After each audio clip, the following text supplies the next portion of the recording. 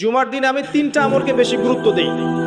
এক নাম্বার হচ্ছে সূরাতুল কাহফ, যেটা আপনাকে মাসিহুদ দাজ্জাল থেকে বাঁচাবে। 2 নাম্বার বেশি থেকে বেশি দরুদ পড়া, এই দিন দরুদ পেশ করা হয় নবী সাল্লাল্লাহু আলাইহি ওয়াসাল্লামের কাছে।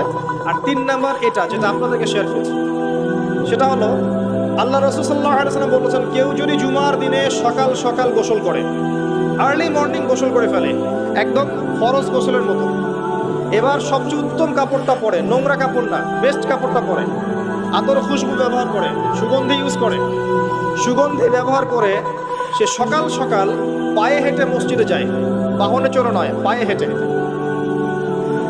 মসজিদে গিয়ে ইমাম বয়ান খুতবা শুরু করার আগেই মসজিদে চলে গেছে, ইমামের কাছাকাছি বসে, কাউকে কষ্ট দেয় না, ইমাম খুতবা দিচ্ছে সে চুপচাপ শুনছে, কাউকে কষ্ট দেয় না।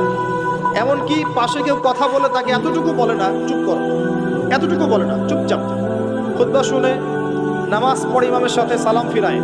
নবী সাল্লাল্লাহু আলাইহি ওয়াসাল্লাম বলছেন, এই যে প্রতি পদক্ষেপ হেঁটে এসেছে, প্রত্যেক পদক্ষেপের বিনিময়ে 1 বছরের নফল নামাজ, 1 বছরের নফল রোজা নেকি দেয়া। এই আমলগুলো খুব সহজে আমরা করতে পারি।